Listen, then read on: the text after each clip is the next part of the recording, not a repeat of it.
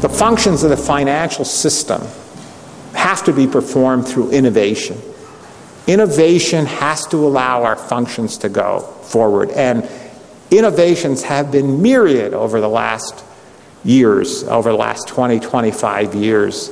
And there's all these areas that I have talked about here. There's been huge innovations in transacting and financing large-scale projects, the transference of resources, saving for the future, risk-sharing and risk reduction, pricing and valuation signals, huge differences in innovation and reduction of market frictions and deadweight costs. These are the functions.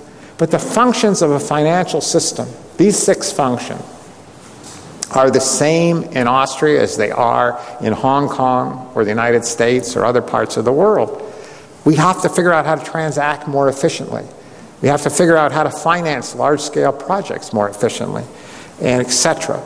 So the functions are the same, and the functions are static.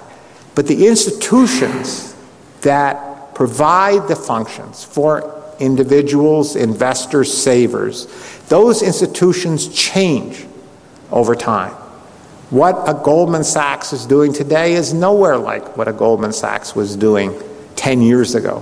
What Deutsche Bank is doing today is nowhere what Deutsche Bank was doing 10 years ago. Regulators regulate institutions.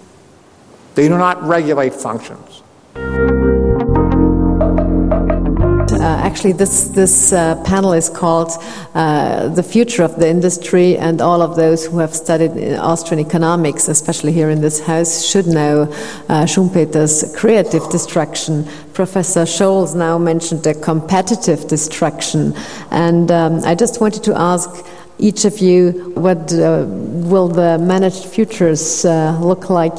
How will your specialty look out in 10 years from now, or even in 5 years? How will managed futures funds work in 5 years or in 10 years?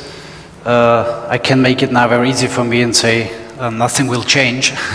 Everything will stay as it is, because managed futures funds have from the nature a different style of investment strategy.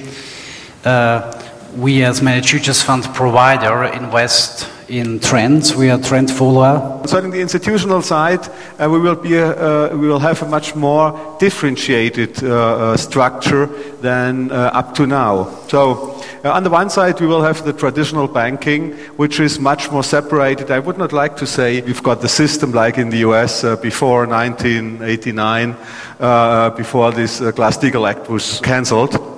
But I think we will have a much stricter separation of this system between traditional banking, between investment banking, between M&A specialists. How I would like the future of, so to say, finance to be is that we take more original judgment, that we, so to say, come back to economics again and not rely so much on second-hand information. I don't know what is the financial institutions and the banking industry will look like in the next 5 years.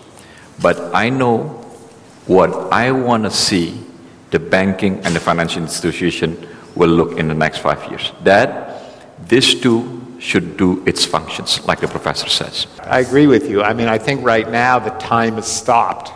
I mean, because basically we don't know how to move forward in the West at this moment. So how long does it take before we have confidence again to move forward and create new things and to move forward and to something that's very tough to, before the fact, tell you how long it's going to take. Thank the panelists, the distinguished panelists here, for their contributions, for your attention. The roadshow moves on. Tomorrow we will be in Bratislava, next week in Vaduz, Paris and London. So whoever has time to join, more questions for Professor Scholz and the other panelists, feel free. But we have to promote free markets and competition, and especially individual freedom and trust and the values that we stand for and we fight. And this is why we have this roadshow. And I would like to thank you and hope that you see you again very soon at one of the other conferences.